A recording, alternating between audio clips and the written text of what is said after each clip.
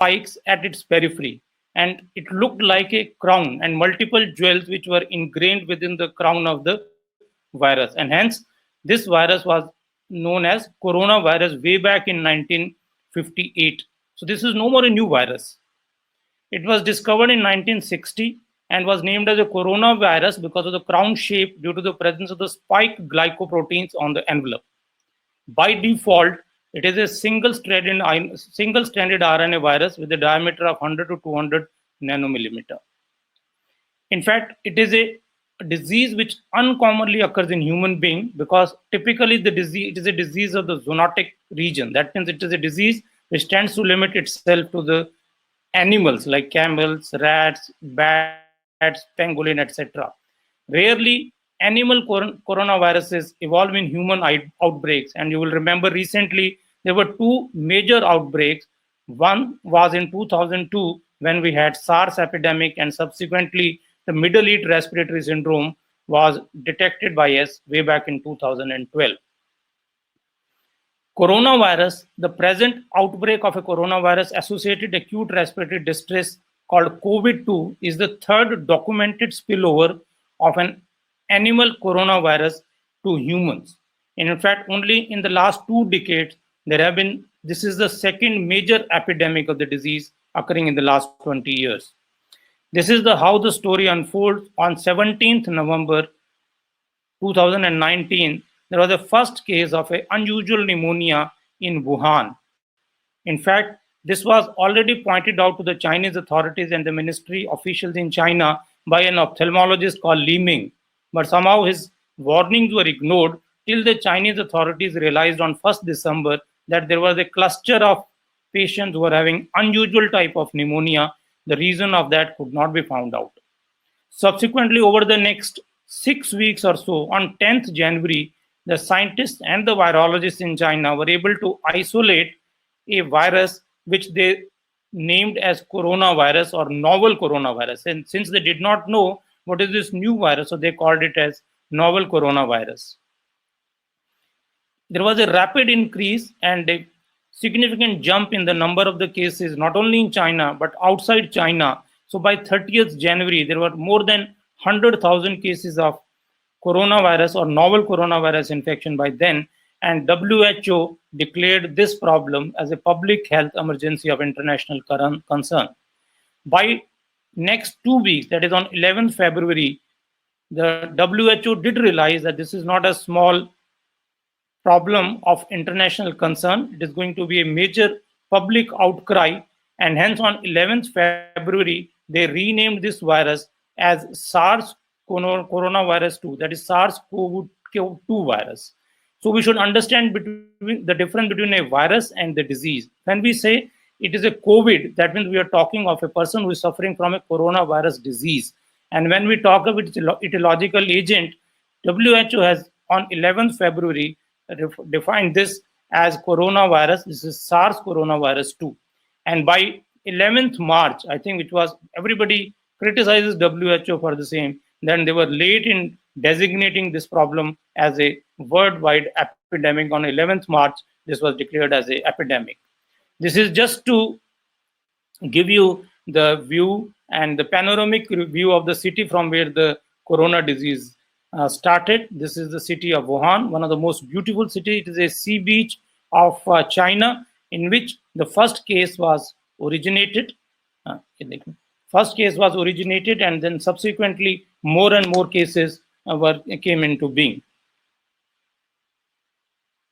This new strain, which was discovered by the Chinese authority in 2019, was referred to as coronavirus 2. Coronavirus in this situation is a beta coronavirus. Unlike, I think we are able to overcome that. And let me start from fresh. So the topic of presentation is COVID-19 myths and facts, implication in clinical medicine. I am Dr. Anil Arora. I am head of gastroenterology at Sir Gangaram Hospital in New Delhi. Coronavirus was discovered way back in 1960.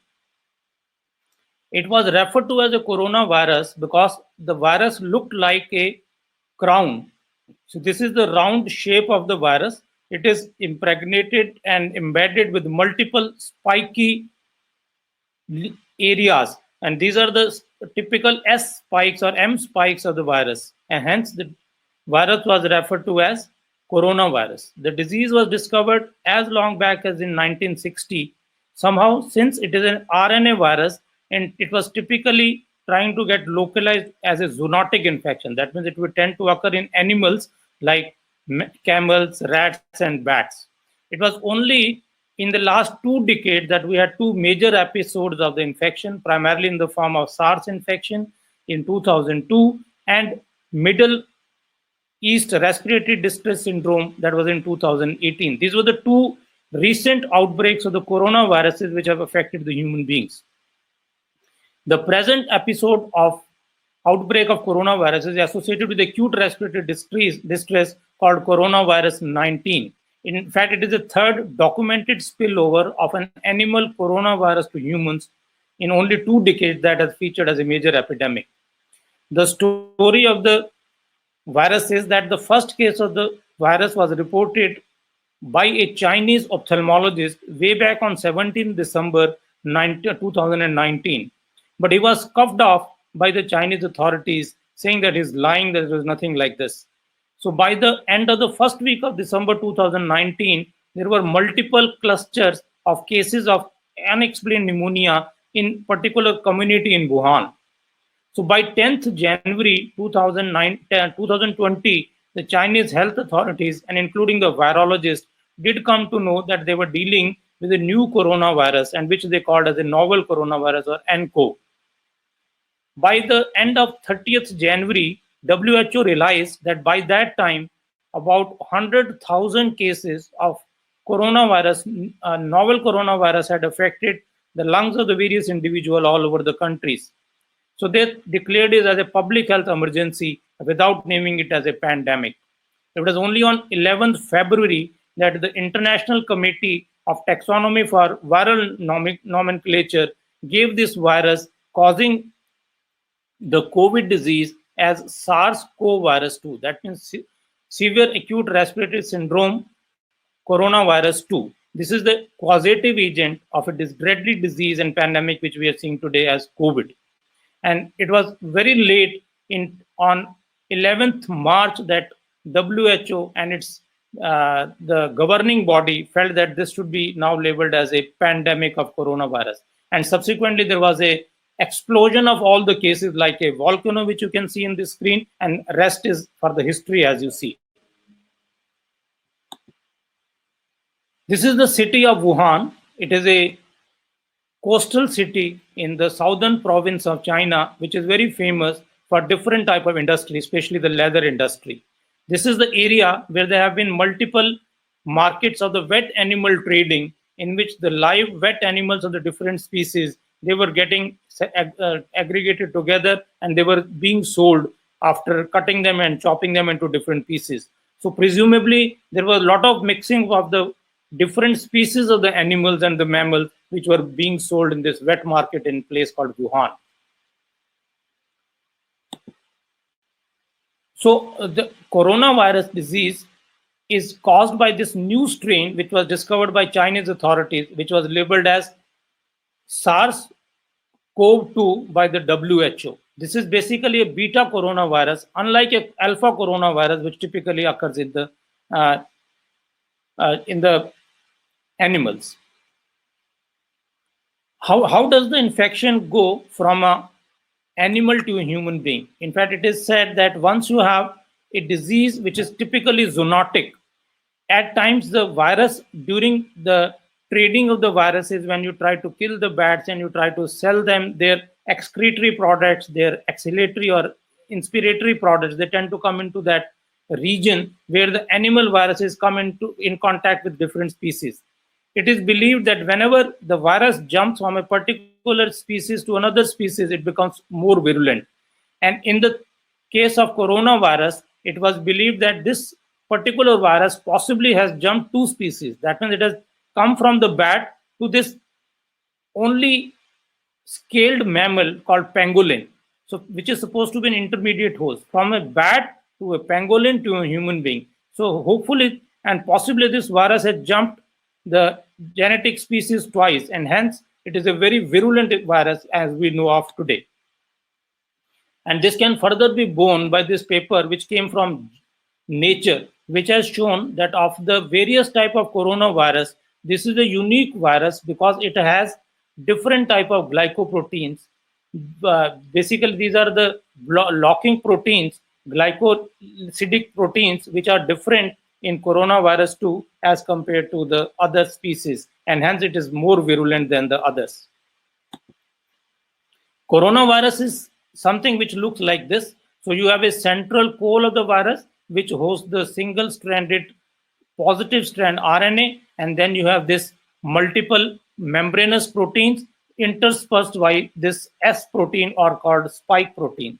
So this is how we tend to define the virus. This is the central RNA virus which is coated by the nucleocapsid. Then you have this membranous protein which is interspersed with spike proteins.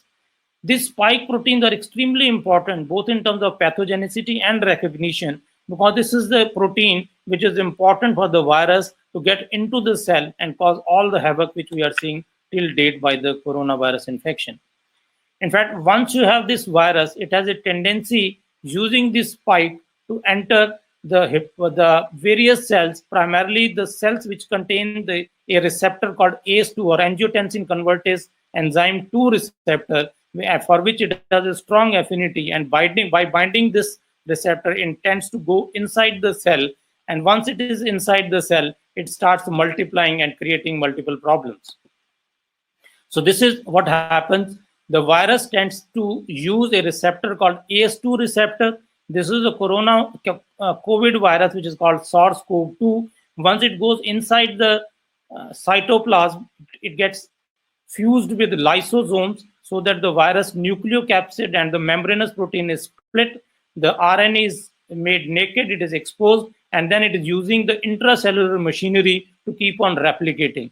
So once the virus has entered, it will keep all the resources which are available within the cell to keep replicating, where the cell stops functioning for the other functions which it is meant for doing on day-to-day basis.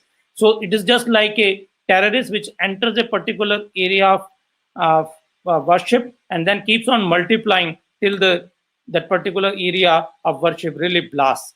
And this is the result for all of us to see. As of today, we have more than 12 lakh patients of coronavirus disease, which had started only about 3 months back. This is the data of Delhi, in which already we have documented 4,300 cases, of which as many as 3,500 are still actively infected.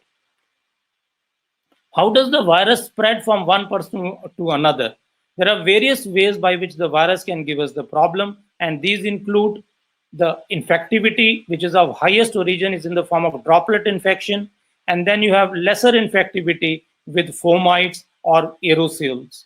Aerosol difference between the fomites, aerosols, and droplet infection is that in aerosol, the particles tend to get suspended in the air for a longer period of time, whereas in the droplet infection, you are likely to be infected if your distance from the infected patient is to the tune of about 3 feet. That means within a gap of only about 3 to 6 feet, if there is no contamination, you are unlikely to be infected. But there is emerging data to show that if you see the lower panel of the slide, if the person is either coughing, sneezing, or if there is a loud talking, you have a lot of microparticles which tend to get suspended in the air, and this can be of a reason for infection. There are various stages of coronavirus infection once it lands up in the country. The first stage is when there is no infection within the country. A person from the different country which already has got a coronavirus infection enters the country and there is no other community infection. In stage 2, you have infection of people who have been exposed to the people who have already come from abroad. So there is no interhuman spread. In stage 3, which India is likely to enter soon, you have a human-to-human infection, even in these patients who have not been abroad, who have not been in contact with the patient who are known to be positive for coronavirus infection. And in stage 4, which is the worst disease, you are basically looking at a catastrophe in which almost everybody is affected and is down with some symptom. In fact, there is something which we refer to as R0 or a reproduction number. This Imperial College Group has estimated RO to be somewhere between 1.5 to 3.5. This means a single patient of coronavirus is likely to infect about 2.5 to 3 patients who are not infected if they come in contact with a distance of about 3 to 6 feet. If you compare it with other respiratory tract infection like H1N1, the number is less. Whereas if you look at Ebola virus, which is primarily spreading through the infected fluid material, the infectivity rate is very high. Incubation period of the virus, once it is you come in contact with a person, is to the mean of around 4.5 days. But it can vary anywhere from 2 days to about 21 days. And hence a lockdown of 21 days has been imposed by our Prime Minister in our country. In terms of the severity of the symptoms, most of the patients with coronavirus infection will have mild symptoms, fortunately for us. For 13% tend to have moderate symptoms, and 5% of the patients do have critical symptoms requiring ICU care. And there are about 1 to 2% of the patients who are unfortunate and may end up dying because of the coronavirus infection. There are subgroup of the patient who are more likely to have infection related to coronavirus infection. Anybody who has a cardiovascular disease, diabetes, hypertension, chronic obstructive airway disease, and chronic kidney disease. In fact, this is the subgroup of the patient in which it is presumed. There was a recent article in Lancet which clearly stated that this is the subgroup of the patients in which there is a overexpression of the ACE2 receptors. And as we know that ACE2 receptors are important and they're the prerequisite for the entry of the virus into the particular cells, be it in the lungs, kidney, or the liver, or the GI tract. And hence, this is pretty plausible to explain that this subgroup of the patient is more likely to come down with a severe infection. Typically, the patient will have classical signs of respiratory tract infection, be it the upper or the lower respiratory tract, in the form of fever, cough, and dyspnea. Mind you, most of the patients will have dry cough. So if you have running of the nose or if you have a productive cough, you are unlikely to have coronavirus infection. Two more things which I'll like to suggest and want that you should remember is that dysgeusia and anosmia, that means a different alteration in the sensation of the smell and altered taste sensation is the two typical and possibly specific finding of the recent onset COVID infection. What happens to those who tend to have different varieties of the disease? Those with mild disease are likely to remain well, and they can be even isolated at homes without requirement and need for hospitalization. Majority of the patient with moderate disease to begin with. Mind you, the mild, moderate, or severe will depend upon the initial viral inoculation. The higher the degree of inoculation at presentation, the more likely that the patient has a severe disease. So these are the unfortunate group of the severe patients with severe inoculation or infection at the time of presentation who are likely to be hospitalized, might require an ICU care, and may end up dying depending upon the presence or the absence of the concomitant morbidity. In fact, if you look at the morbidity and mortality, it is more likely to occur in patients who are aged, who are diabetic, who have coexisting kidney, liver, or lung disease, and especially the subgroup of the patients who are not able to mount and generate enough adequate and purposeful immune response to the incoming virus. Now, this is a graph which shows the comparative mortality of the various types of respiratory viruses which we are used to seeing on day-to-day basis. And this include H1V1 infection, H1N1 infection, measles, Ebola, and the poliovirus infection. If you see, of these, Ebola has the highest mortality rate and measles has the highest man-to-man transmission. Whereas, luckily for us, coronavirus, that is a SARS-CoV-2 virus infection, has less RO status and less mortality, fortunately for us.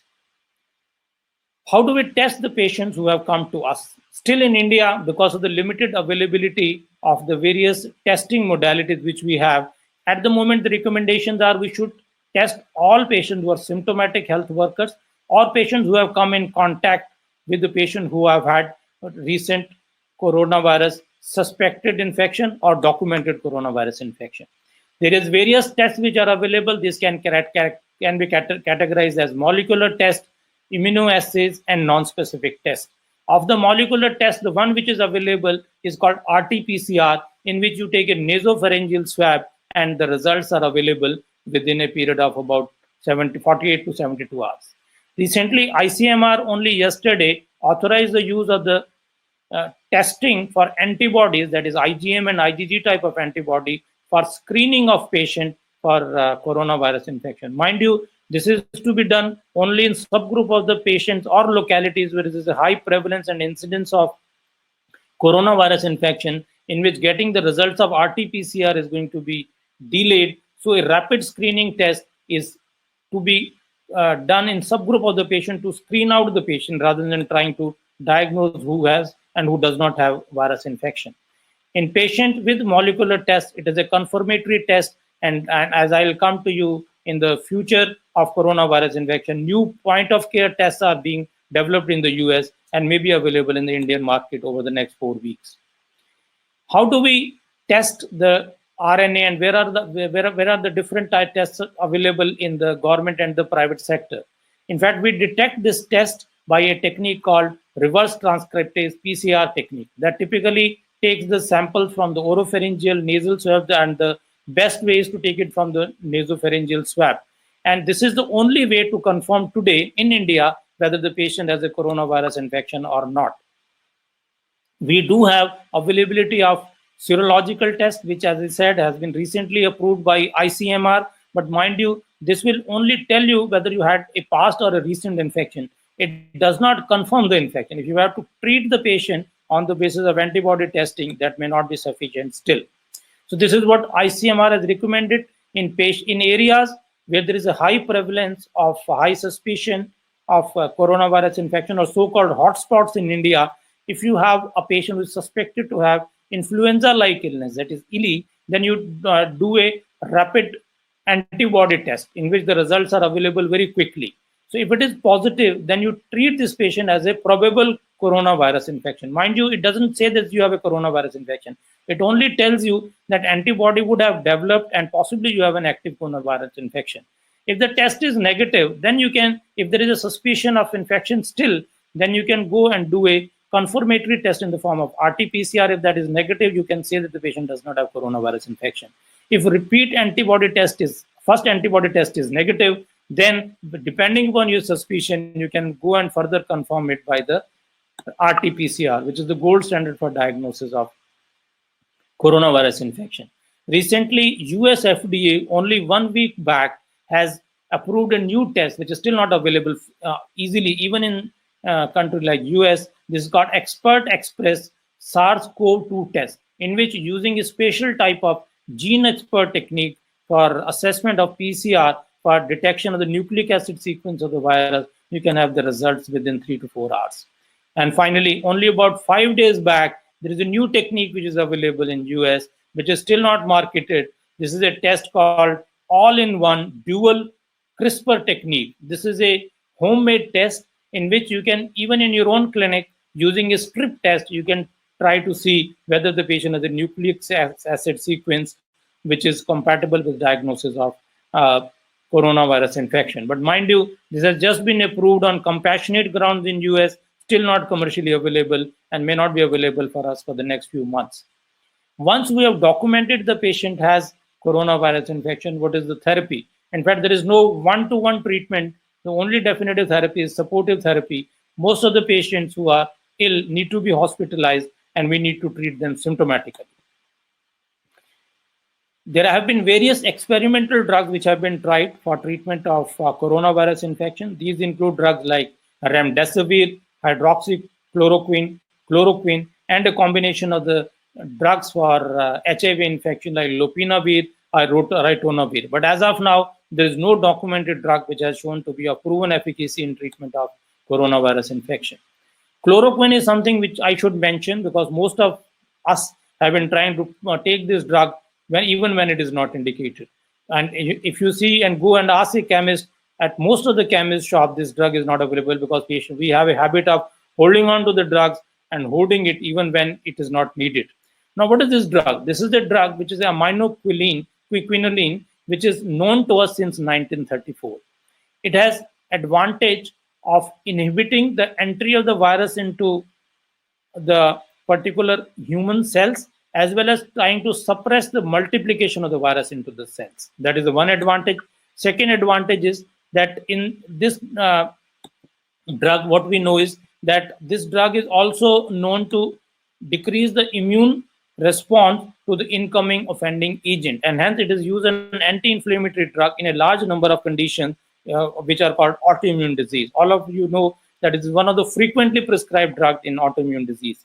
So suppression of inflammation and prevention of viral replication are the two advantages for which chloroquine has been in vogue.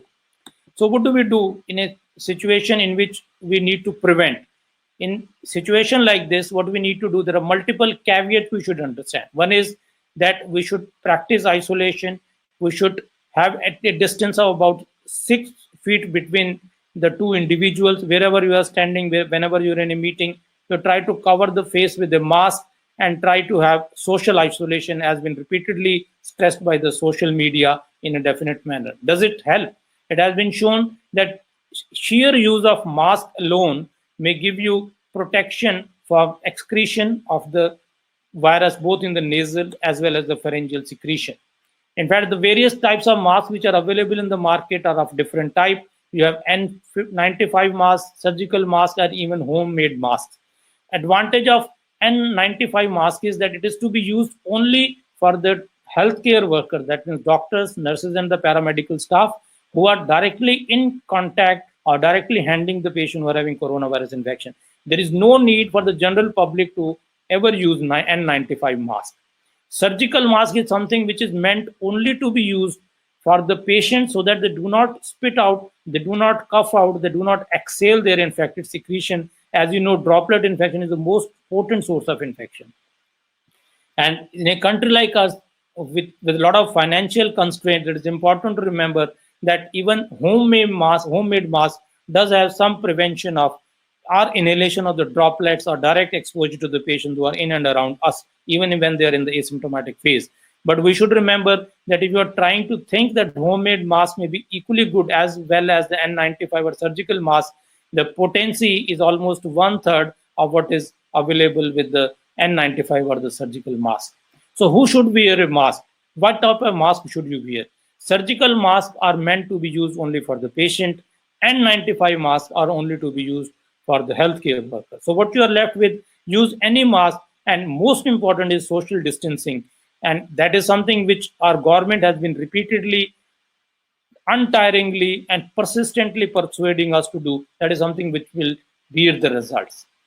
Coming back to the chloroquine, based on its twin advantages of decreasing the immune response as well as suppressing the virus, here is the advisory from the ICMR that it is to be given only to the healthcare workers or asymptomatic human beings who are in contact with the patient who have a documented or confirmed case of coronavirus. The typical dose is 400 milligram stat, another 400 milligram after 12 hours, and then one tablet of 400 milligram for a period of 7 weeks for healthcare care workers and for a period of 3 weeks for those who are at home with a suspected patient of coronavirus infection. So what type of strategies try to flatten the graph? See, if you do nothing, there will be a surge of infection because the way the virus spreads by the aerosols, by the droplet infection, and by the fact that even the droplet can contain the virus, which can remain active for next 7 days, especially on the metallic and the plastic surface, you need to have a combination of the factors which will try to flatten the graph. Why do we need to flatten the graph? You see, this is the time, if there is an extensive number of patients who come to us, they will certainly crumble our existing health system. So if by social distancing, if by cleaning our hand, maintaining the hand mouth hygiene, and listening to the advisories given by the health authorities on day-to-day basis, we can flatten the curve. Maybe we will have more herd immunity, and maybe we will have more medical system which is geared to looking after our need. With so much of the patient coming in, it may not be easy for us to take care of everybody who comes with coronavirus infection. Finally, I'll try to clarify some of the myths and facts which are available to us and which bother us on day-to-day basis. First and foremost is what happens to the animals. Do we transmit the infection to our common pet animals, that is cats and dogs, or do we get infection from them? As of now, the common pet animals Neither do they spread the infection to us, nor do we get the infection from them. In fact, if you have a dog or a pet, if either you or the dog or the pet does not have an infection, there is no need of isolation. But as a general principle, whenever you handle the pets, always as a rule, do wash your hands, especially, and avoid licking and kissing and patting them, because you never know type of virus infection which you may be in the asymptomatic phase, and you may be able to transmit the infection to the animals. In fact, there have been some studies in which it has been shown that infected human beings have transmitted the infection to the dogs. So you don't need to isolate them, but certainly if you have a suspicion of viral infection, do try to keep them away. Similarly, if the dog looks sick or the cat looks sick, do isolate the particular common pet animal. Can we eat non-veg? Yes, we can eat non-veg, but preferably try to avoid uncooked food which is available freshly from the market. So for the time being, if you can avoid that and use only a boiled, well-cooked food, that will be good. Should ACE inhibitors be stopped in patients who are diabetic or those who are taking these for the control of the blood pressure? The classical example is telmisartan. The answer is, as of now, there is no evidence that the use of ACE inhibitors predisposes to infection. But there is one publication in Lancet which shows that since if you are using ACE inhibitors, you are trying to overexpress the ACE inhibitors. And hence, that is the explanation. Patients who are diabetic and hypertensive and elderly are more likely to have problems related to the coronavirus infection in terms of increased severity, need for hospitalization or ICU. So one of the articles from the Lancet and recently suggested that if possible, to shift over from telmisartan to another drug like calcium channel blocker, it may be useful. What about statins? Do they damage the liver? As of now, if the statins are being used for indication like dyslipidemia or any other indication, there is no need of discontinuing. And as of now, they are useful and safe in this setting of the coronavirus infection. What about immunity with COVID? If you have had a COVID once, is it likely that you are not going to have it again?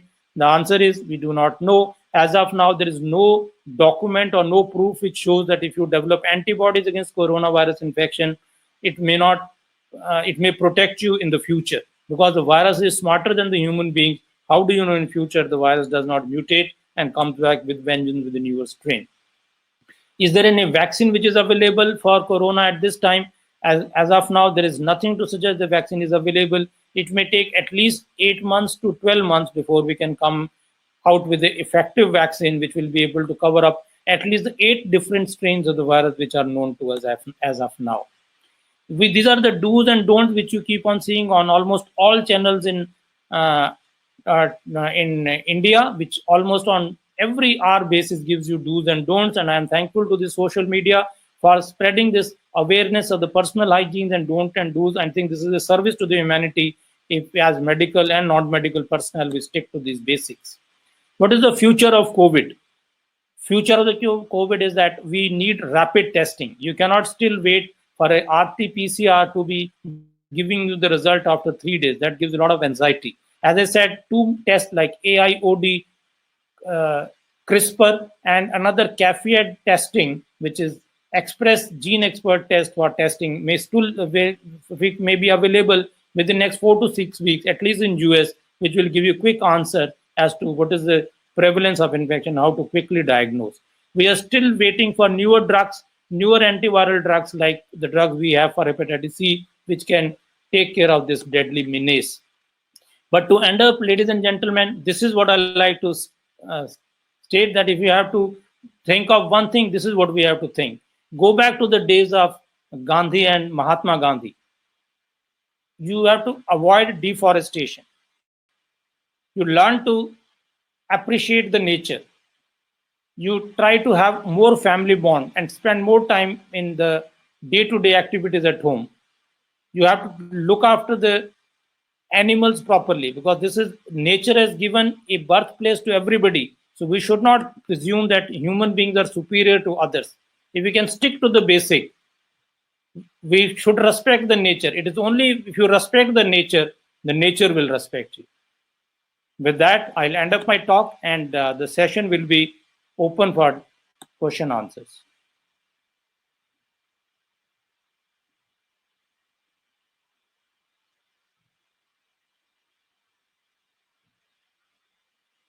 One other question we have.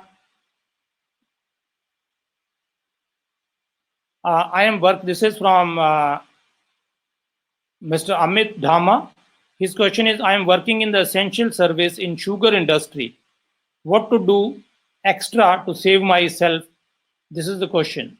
So if you are working in sugar industry, I'm sure you will be handling a lot of stuff which will be giving you a lot of aerosols. So anybody who's working in an industry like this, I'll strongly recommend that try to use a mask which gives you enough protection. So any homemade mask or a surgical mask may be good enough for you to protect from the incoming fumes. And if there is somebody who's suspected to have coronavirus infection in and around your community, you need to isolate them. Another question is from Dr. Anil Joshi. He wanted to kindly inform us about the updated guidelines in India regarding the treatment, along with the recent experience in different countries regarding treatment failures.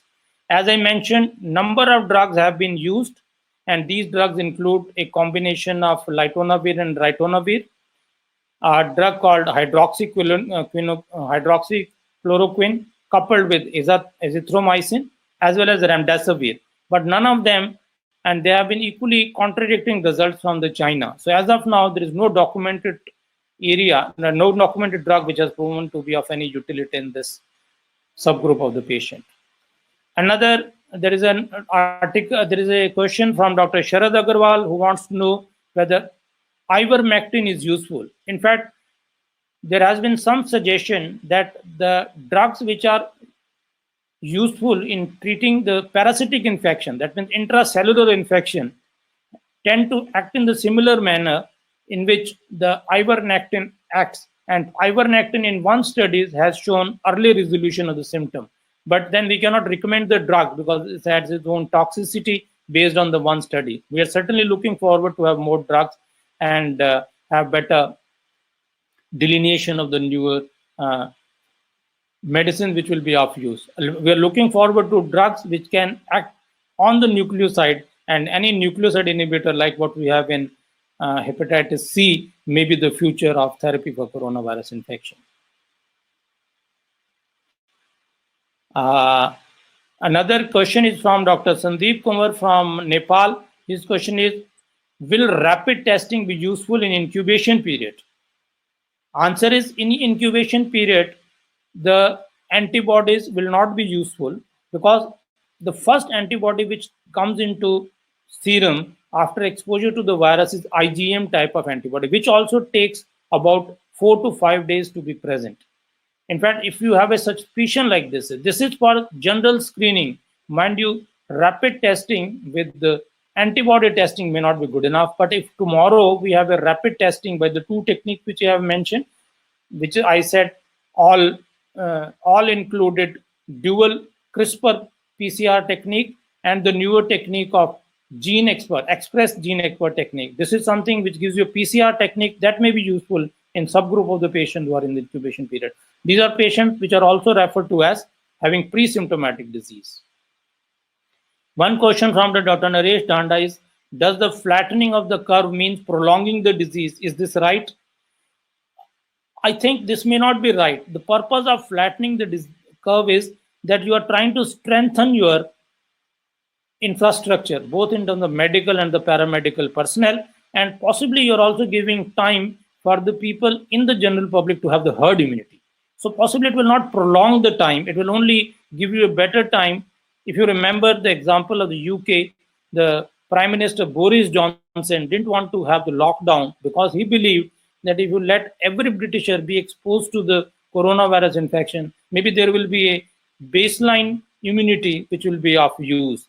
But even though he is found to be on the wrong foot, but there is some justification in doing that. And I believe that flattening the curve does not prolong the disease. There is another question from Nepal again. There are some reports about cardiac events with chloroquine. Should be more careful about it giving to the elderly? Very good question. And I think this is not a drug, this is not a pill which should be popped up by anyone and everybody just because you think you'll be prevented from coronavirus infection. There are subgroup of the patient, especially those with retinopathy, those with past history of cardiac arrhythmia, and those with a prolonged QT interval. This is the subgroup of the patient. And even if you see the warning by the US FDA, anybody who has a prolonged QTC interval on chloroquine, HCQS, should not be given this drug. Another question is by Dr. Darshan Mehra. Sir, you have told of HCQS for the treatment of corona infection. What other drugs can be used? As I said, as of now, people have tried a combination of HCQS with azathioprine, azithromycin, and people have also tried drugs like remdesivir or a combination of the liponavir and ritonavir. There have been some studies in the US, again on experimental basis, which have tried to see the use of convalescent plasma sera. That means patients who have recovered from coronavirus infection, if you take their sera, possibly they will have neutralizing antibodies, may try to attenuate the disease in patients who are having and suffering from severe disease. But that is all on experimental compassionate ground, cannot be recommended across the board. There is a question from Dr. Amit Mishra. What we may do or take into consideration when buying vegetable essential group from stores nowadays? I think if you can get it from the e-stores, that will be better. There is a general precaution that once you take the packet at your home, please try to see that you try to sanitize the pack before you take it. And once you take it, then use all the general hygienic measures before you consume it. Avoid going to the stores so that you do not end up mixing with the people who may be in the pre-symptomatic or maybe asymptomatic carriers. Dr. G. Singh's question, meeting shortage of PPIs, ventilators, protection poor from loss of income and cluster containment issues. How do you address these issues? See, these are so many social issues which cannot be addressed by the doctors alone. I'm sure we have a responsible government, responsible health authorities and the people in power who are doing a reasonably good job in trying to control, and we should only help them meet the crisis, because this is an unprecedented crisis which nobody had anticipated, and we should make all efforts to be of help to the people who are working day in day out, so-called corona warriors. Can any antiparasitic drug used for treating COVID? I have already answered. There is some data to show that drugs like ivermectin can be used, but there is only one study. We need to have more data. Question from Dr. Naresh Kumar, why disease curve comes down after some time? It is because of the herd immunity. That is because the virus is smarter than us.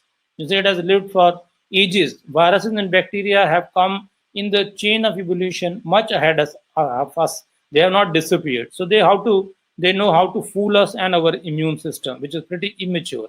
So by changing and by mutation, by changing their strain, they are trying to overcome. There is a question from Mrs. Sana Fatima from Malika. Difference between the symptoms of the corona and common flu. Those who have sore throat or dry cough and arthritis, both of them together, it confuses us. Kindly let us know what is the major difference between the two.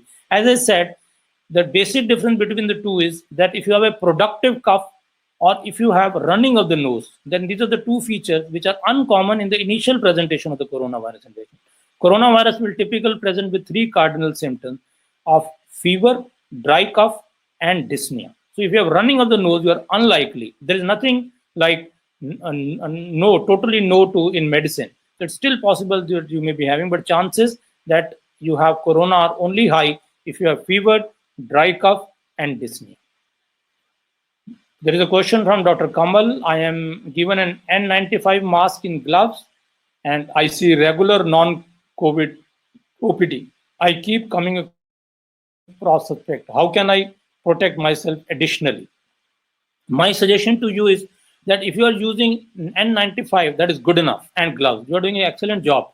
My suggestion is if you can give a simple homemade mask to all patients who are coming to your OPD, irrespective of their symptoms, it will be, I think, a good help to them as well. You will be able to protect yourself from the unsuspected pre-symptomatic or asymptomatic carriers.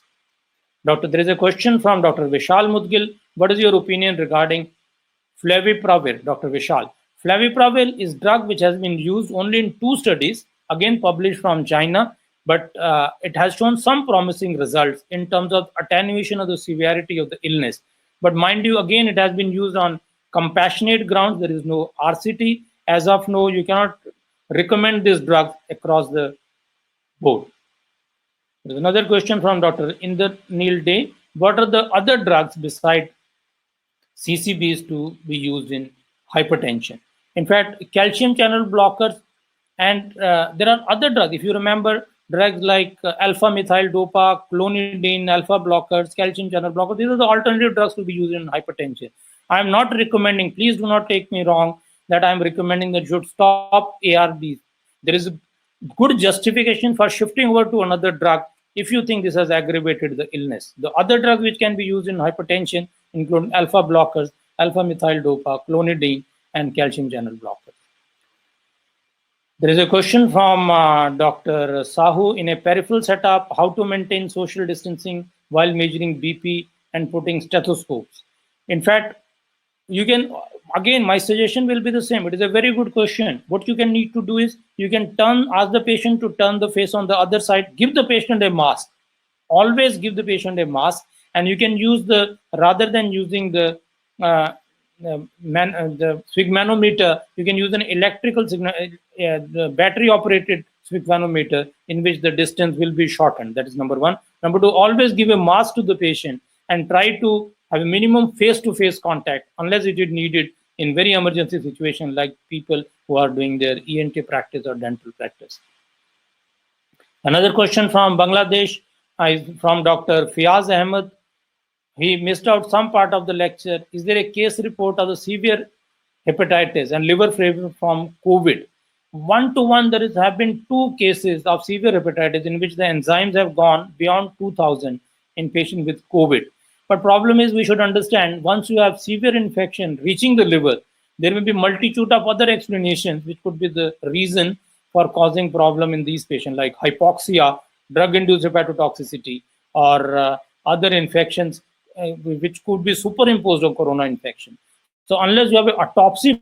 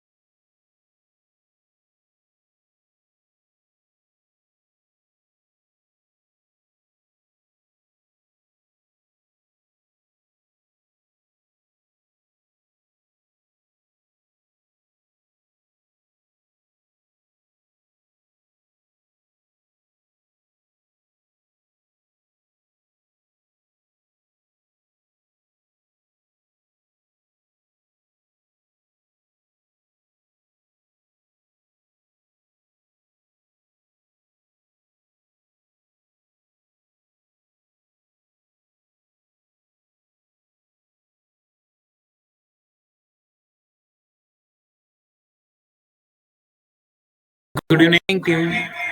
Please be on. Please be online. Doctor is getting connected soon. Within 2 minutes, he should back.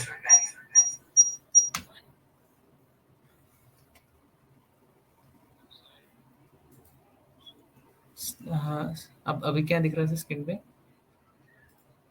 हाँ, right.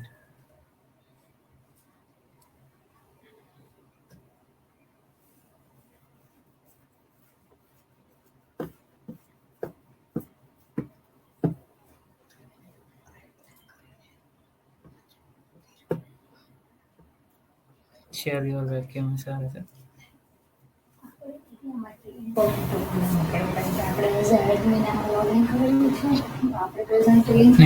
Just it is fine, sir. Now. Yeah. Sorry for the delay again. We continue our responses to the queries.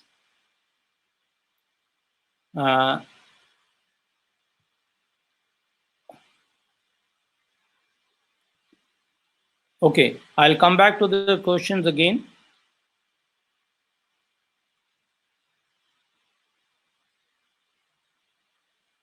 There is a question from Dr. Mamun Al Mehtab from Bangladesh. Will countries of hotter region like us get some natural protection? Diet, heat, does the heat reduce the severity? Answer is, this is a wishful thinking, Dr. Mamun. We are like you in India. We are thinking as the temperature is soaring up, possibly we may be lucky that to ward off the infection. If you see the data from the tropical countries versus the colder regions, we are lucky. And at least, even though there is no scientific evidence, but there is a good wishful thinking that we should be protected as the heat increases. There is a question from Dr. Bhartandu. What is the percentage of the patient that recover from severe respiratory syndrome? If the patient has been on ventilator, the chances of recovery are very bleak. It all depends on the comorbidity. If you see the literature, the average comorbidity in the patients who have died is around 2.3. The various comorbidities include diabetes, hypertension, coronary artery disease, etc. So on an average, if you have got 2.3 comorbidities or 3 comorbidities, you are unlikely, and if you are having severe disease, you are unlikely to come out of it. There is a question from Afghanistan. The recommendation in our country, Afghanistan, is to use more fruit containing vitamin C and vegetable. Is it good for? You see, vitamin C in general does boost the immune response. So that means it certainly will boost the immunity. But there is no relationship between vitamin C and coronavirus per se. In general, if you think you are taking vitamin C, you can get away with the general precaution, that is wrong. So it should not try to reduce your attempt to go in for the general precaution and the personal hygiene measures. As of now, there is no one-to-one correlation between virus disease and vitamin C consumption. Question is, I do not have any risk factor. This is from Kamal. Or contraindication for using H2S. Can I use it prophylactically being a health professional? If you have to use it only if you are in contact with the patient or suspected or diagnosed to have coronavirus infection. A healthcare worker also would mean somebody who has been just supplying the drugs outside onto the pharmacy. So that is not something which should be taken care of. There is a question from Dr. Ashutosh Saran. We are giving some homemade mask to patient, and one attendant should the doctors wear the protective gowns and when they go home take bath and then only meet family and child? Answer is, my suggestion is that one homemade mask should be given to all patients who come to you with OPD.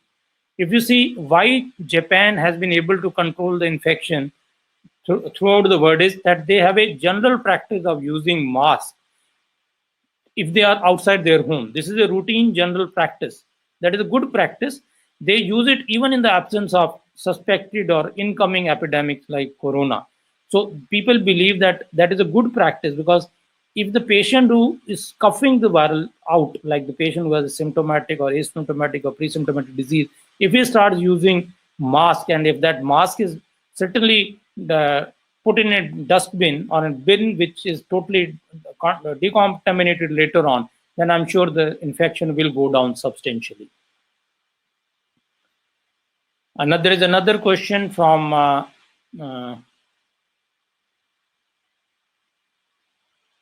Mrs. Jasmeet. How can we boost our immune system against the COVID?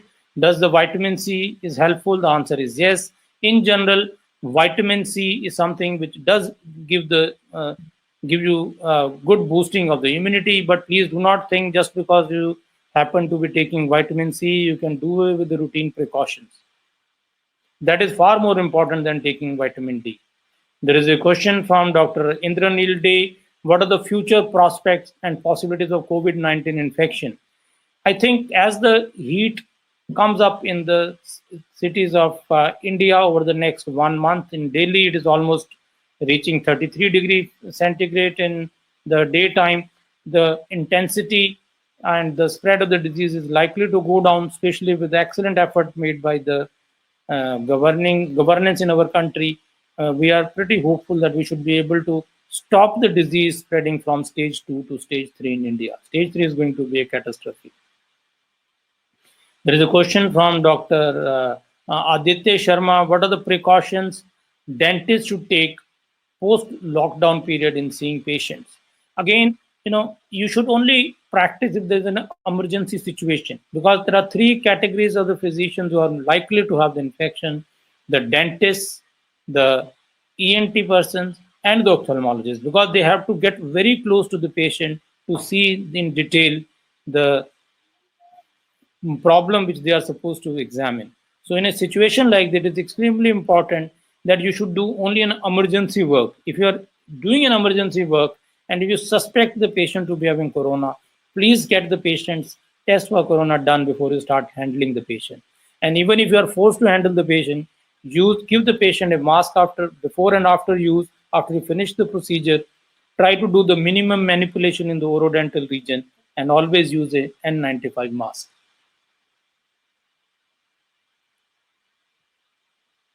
Are we still on?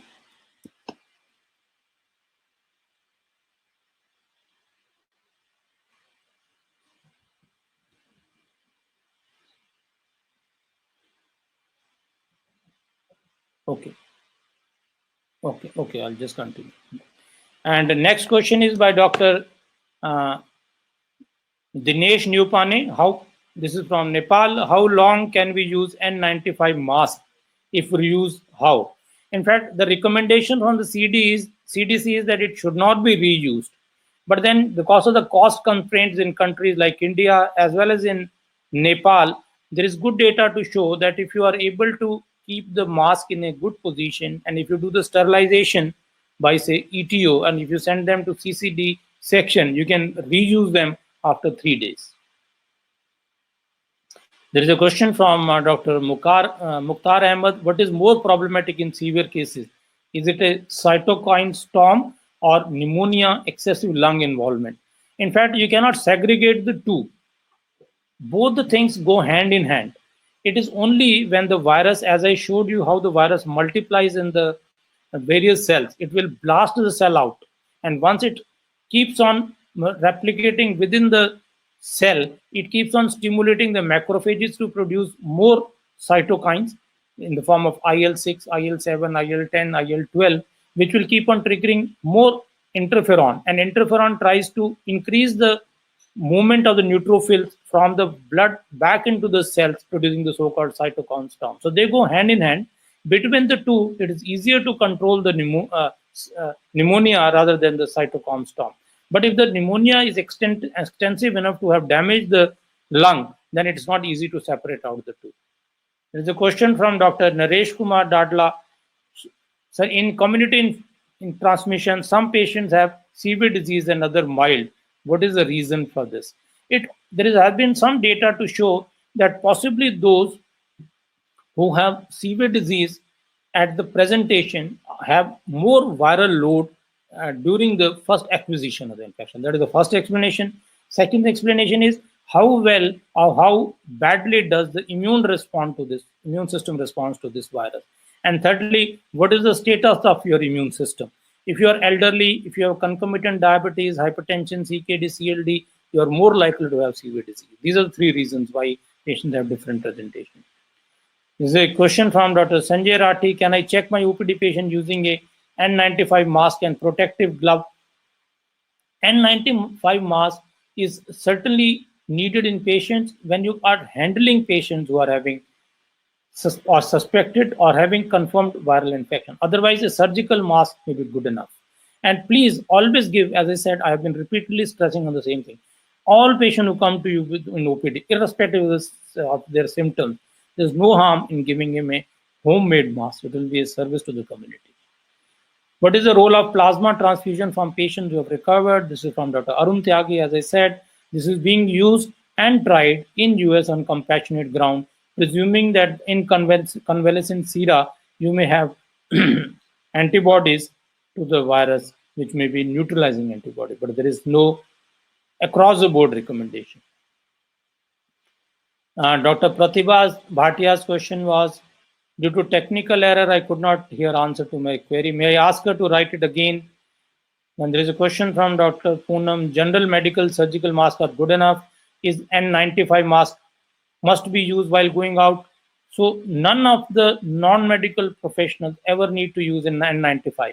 N95 mask is to be used only in subgroup of the patients who are having exposure directly to the patients who are having virus infection. It is only healthcare workers who are dealing with a confirmed or suspected case of coronavirus infection do they need to use it routinely, not otherwise. As a person in general public, you don't need to ever use an N95 mask. Looking into the current scenario and the stage in our country, what is your view on the lockdown period extension? I think lockdown will have to be eased out, Dr. Amit, with passage of time, because the enormous burden of crumbling economy may not be easy for us to tolerate and try to handle it later on. So what I think we should done with passage of time is, as we have had a good success in trying to contain the viral load within the stage 2. Now we should select out the hot beds or hot spots like Noida, like Dharavi in Mumbai, like Nizamuddin in Delhi, in which we can have a limited and restricted lockdown rather than a lockdown across the board. There is another question from Dr. Poonam. Does intake of vitamin D3 and zinc along with vitamin C help to boost the immunity? The answer is yes. There is good data to show that vitamin D certainly does boost up the immunity. A combination of the vitamin D3 and vitamin C is always useful in boosting up your immunity. If you ask me, does it help specifically in coronavirus infection? The answer is there is no published data on that. There is a question from Dr. Indranil Dey. Are the initial antibiotic usage useful for first 2 to 3 days in case of fever with cough and runny nose in patient setup in the present setup of COVID infection? Answer is there is absolutely no role of prophylactic antibiotics. Unless you have a documented infection, they do not do any good. Question from Dr. Amit Joshi. What are the drugs which can be used in case of azithromycin intolerance? The answer is people have tried drugs like remdesivir and a combination of litonavir and liponavir and ritonavir, which may be useful in a setting like this. But these are all experimental drugs. As of now, there is no drug which is given on one-to-one basis. There is a question from Dr. Mansi. Many people try to self-medicate themselves. Is there a particular drug that is highly contraindicated in patients with COVID-19? Kindly share your views, which should be avoided. In fact, unnecessary use of drugs. 2 drugs, I'm happy that you have raised this question. 2 drugs which are important, which should be condemned, are one is the unnecessary and unindicated use of hydroxychloroquine. In fact, recently there was one death of a doctor in Assam who took a hydroxychloroquine tablet and had a heart attack next day. It's not possible to link the consumption of HCQS to the heart attack, but then we have to be aware of the indications and contraindications. Second thing I like to say, there is a recent publication which has shown that if you take drugs, NSAIDs like ibuprofen or combiflam, this is something which is likely to aggravate viral infection. So as a rule, please remember all viral infection, if you have to give antipyretic agent, give paracetamol or tablet Procin, paracetamol or Dolo. try to avoid NSAID, especially drugs like Combiflam, Brufen, and naproxen, etc. Should I shift from olmesartan 40? If yes, to what? I think as a general principle, we do not recommend that you should change your antihypertensives. Do consult your cardiologist. I did quote to you one study from Lancet which said that because patients on with who are hypertensive and diabetic, they tend to have higher expression of ACE2 receptors, and this virus is known to attach to them through its S spike, which I showed you in initial presentation, which gives you problem. So if possible, try to shift over, but as of now, there is no routine recommendation of changing your drugs. There is a question from Dr. Pratibha. How likely can we see the futuristic decrease of flattening of the curve and mortality rates in cases of SARS-CoV-2 to that of Ebola? In fact, over the next I believe that over the next 1 to 2 weeks, if we do not have astronomical increase in the number of the cases which we see, I think we'll be able to wriggle out of this misery. And give us 1-2 more weeks. If we are abiding by all the directives of the government, health officers, and the corona barriers, I think we should be able to cross the bridge. There is a question from Dr. Sana Fatima. Is there any possibility of a person above 60 with respiratory problem, with no travel history, not exposed to social interaction, to get infected with coronavirus? Extremely unlikely, unless there has been sub-asymptomatic or pre-symptomatic patient who would have come in contact like this. Otherwise, in general, in the absence of exposure, it is very unlikely. But then you should remember, this is the typical subgroup of the patient. When you come in contact, you're more likely to have the disease, and once you have a disease, you're more likely to come down with complication. This is a subgroup of the patient who needs more social isolation, more hygienic practices, and more lockdown than average person like you and me. In colostrum tablet, is colostrum tablet effective to increase immunity against COVID-19? This is from Dr. Vijender Bagotra. The answer is, as of now, there is no data to show. Theoretically, it makes sense. You give a protective mucosal IgA type of lesion, but I do not know whether this colostrum tablet will provide you enough IgA in the oropharynx and nasopharynx where the virus tends to enter, or in the lungs, because tablet will go and take its IgA only into the intestines and stomach. And as you remember, this is one of the drugs which is being used in patients with alcoholic hepatitis and those who have bacterial overgrowth. So I'm not sure, and I don't think it will be effective if the disease is occurring prior to GI tract, that is in the lungs as well as in the liver. There is a question from Dr. Rahul Sinha: how to practice surgery once lockdown is over?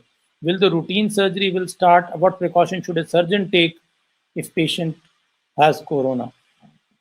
I think once the lockdown period is over, you just cannot start left and right unless you have taken all the precautions. All these precautions would mean that whatever has ever come in contact with any patient in the period of the lockdown, you have to sanitize it once, twice, thrice. Be sure that to begin with, you do only emergency work.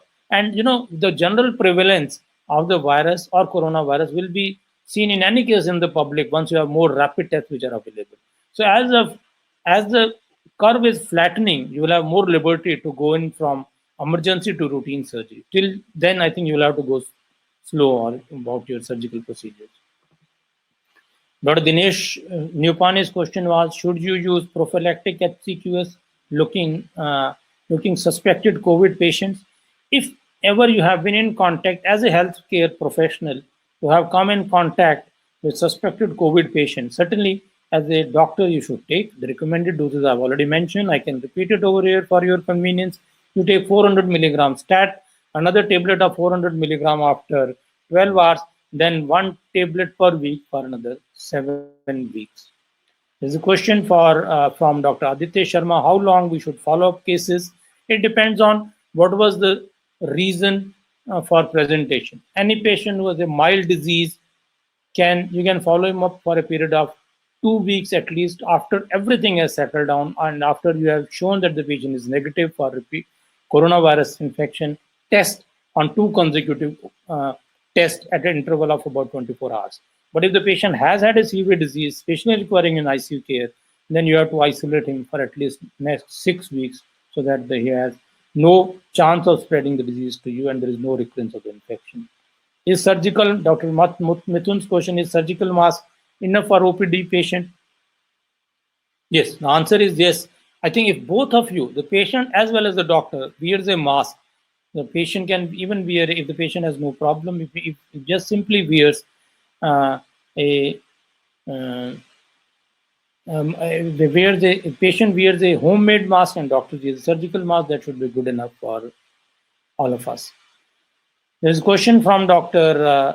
Anil Joshi. Are triple layer masks effective against COVID-19 patient? Is an N95 if N95 is not available? See, what is an N95 mask? N95 mask would mean that it will filter any particle which is more than 0.3 micron. And it is a specially made particle in which you have two types of N95 masks. N95 is a standard by the US in which you have a control both on expiration as well as inspiration. There are two types of N95 masks, walled masks as well as non-walled masks.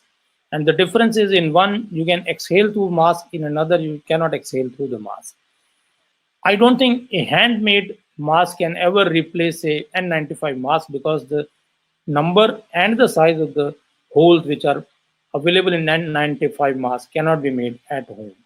So there is good data to show between surgical mask and N95 mask. For healthcare professional, N95 mask gives you 30% more protection rate as compared to surgical mask. There is a question from Dr. Joshi. Will this COVID infection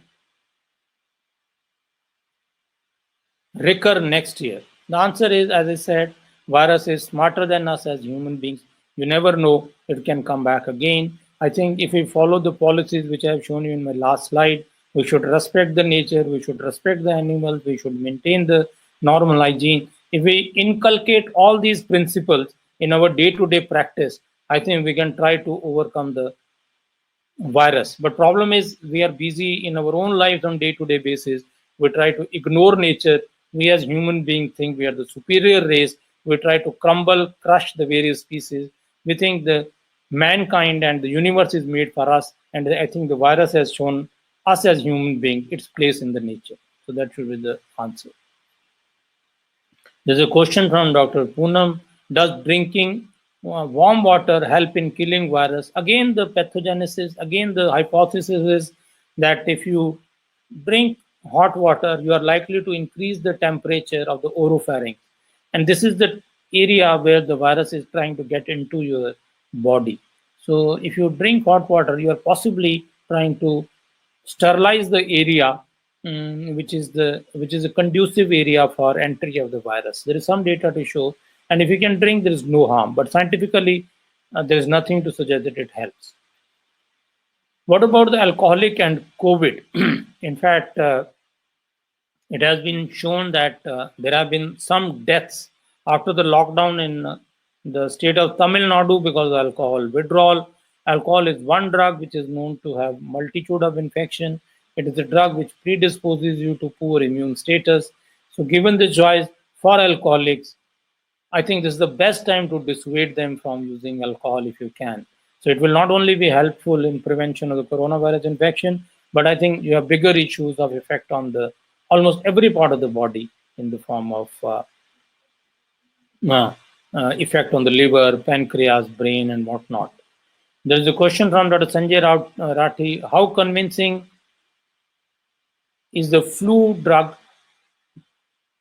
favipiravir to treat COVID infection? The answer is there is only a few studies which have shown its utility.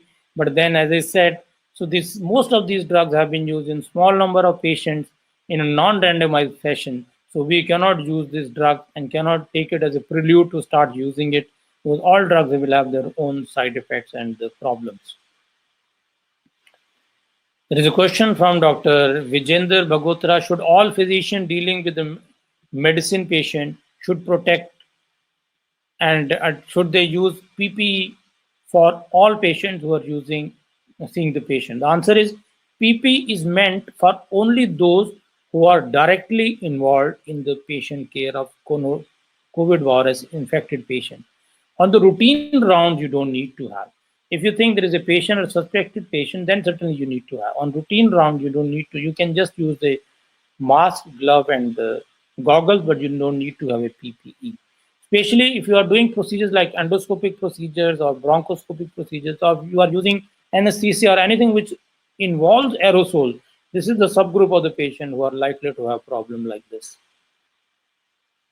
There's a question from Dr. Naresh. Does operating on the infected patient with SARS-CoV-2 increase chances of having severe COVID-19?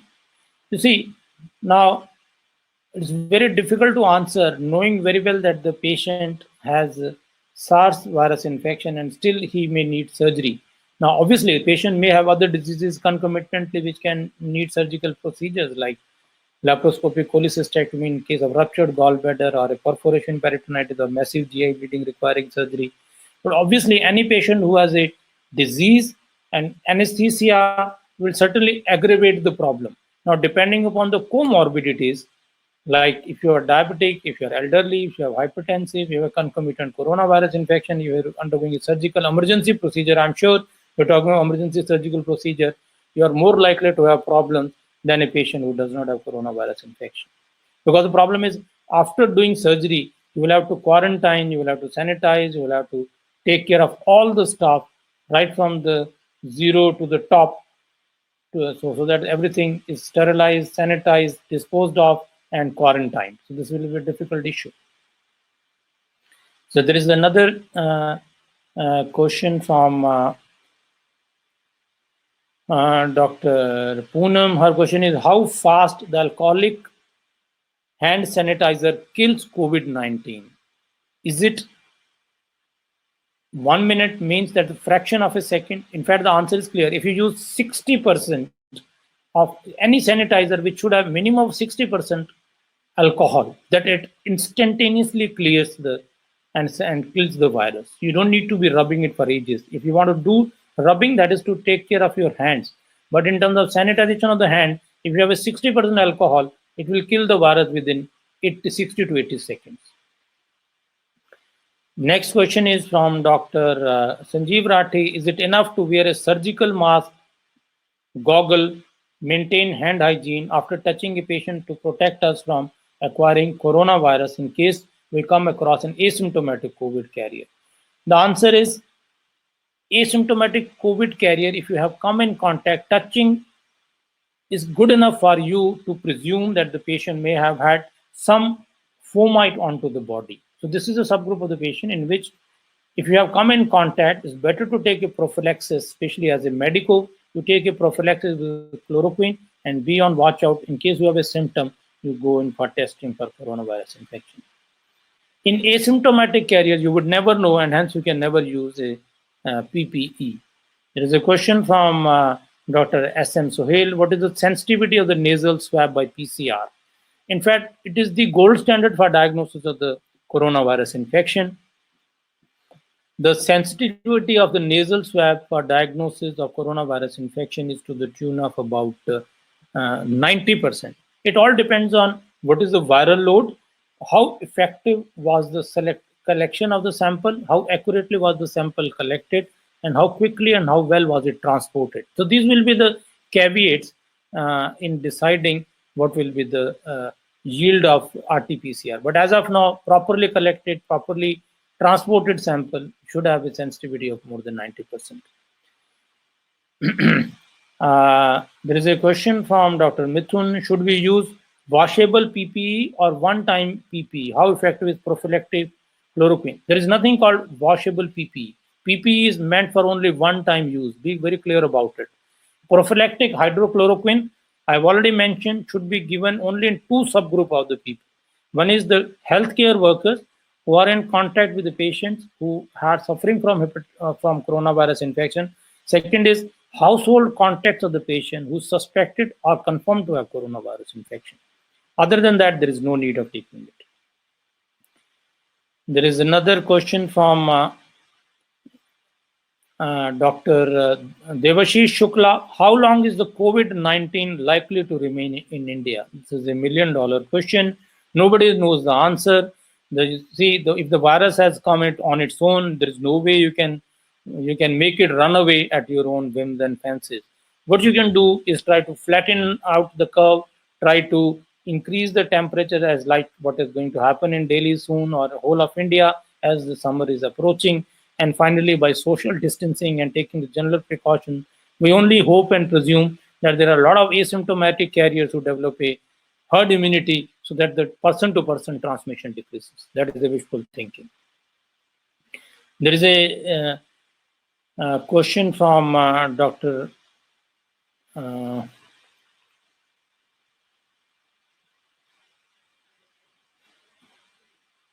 Dr.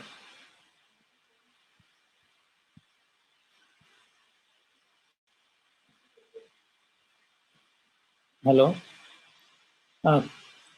There is a question from Dr. Can we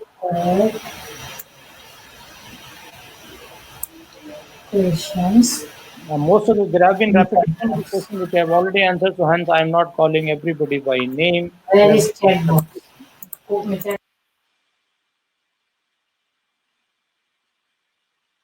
Any other question left?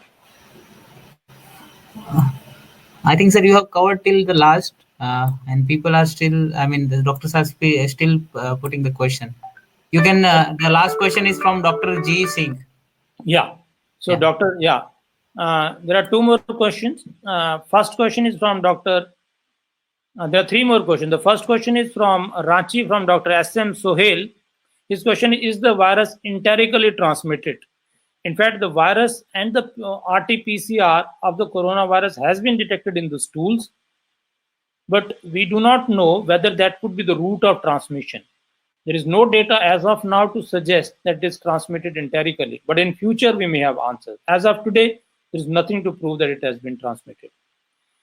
The second question is from Dr. Mithun. Herd immunity can cause how many deaths?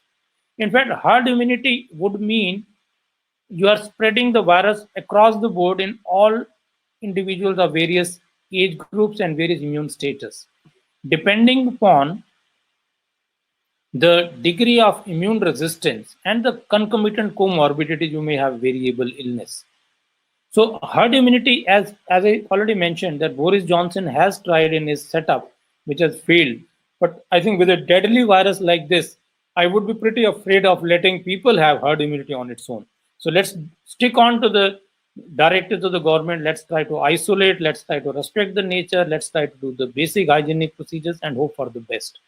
Hope for the weather to come to our rescue, like increasing temperature. There is a question by Dr. Ravish Shankar Brahi. The role of CT thorax in diagnosis of COVID-19. Very good question, Dr. Ravi. There is data from the US, from the American College of Radiology to suggest that CT scan finding, primarily in patients who are dyspneic and hospitalized, if they show a CT scan finding of bilateral lower lobe regular homogenicities and nothing in the hilum, they think they can specifically diagnose coronavirus infection. And there have been studies which have shown that a specific CT finding may be as good in symptomatic patient who are hospitalized as detection of virus infection by the RT-PCR using nasopharyngeal swab. There is a question from Dr. Aditi Sharma. How long does it take for herd immunity to develop? It depends on what type of immunity you are talking of. If you are talking of a protective immunity, it may never come. You see, there is somebody who recently quoted that if you are able to take care of influenza virus infection, you will never have respiratory associated disease ever in your life. But problem is how to take care of that, nobody knows. That is one thing.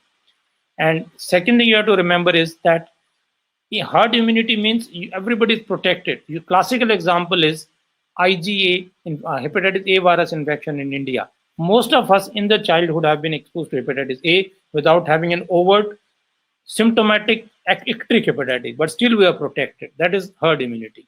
But in viral infection, especially like influenza-like infection, it's very difficult to have herd immunity. There's a question from Dr. Anil Bhatnagar. What to be done with COVID-19 positive patient who developed myocardial infarction during illness? Who will treat the patient?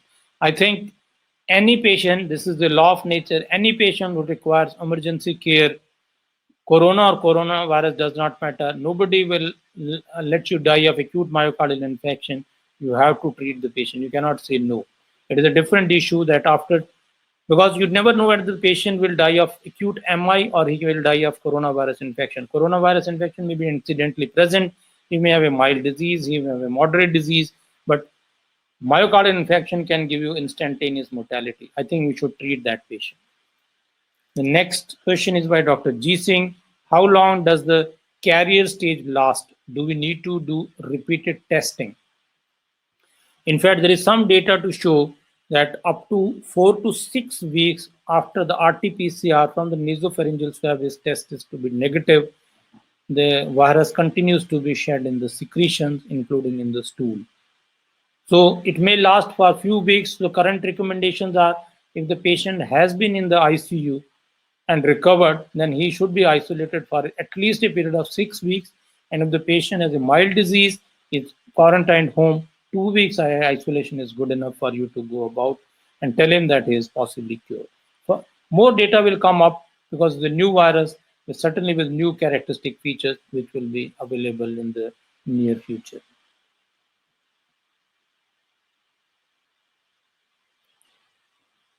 So if there are any other question, we can answer.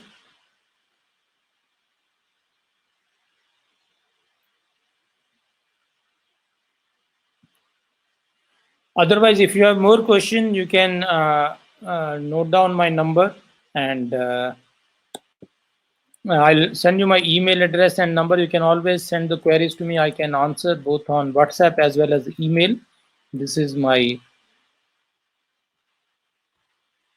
number I am typing. And I am also giving you my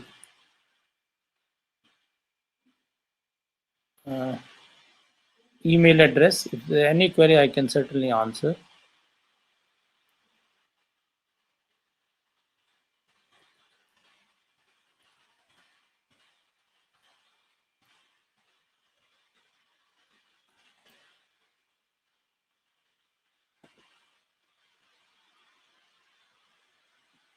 I hope you got my email and mobile number. So if there are no more questions, I think we'll call it a day. Thank you very much for sparing your valuable time. I'm sure the discussion was useful. I did learn a lot from you. Hope to be in touch. Thank you so much and goodbye. Thank you, everybody.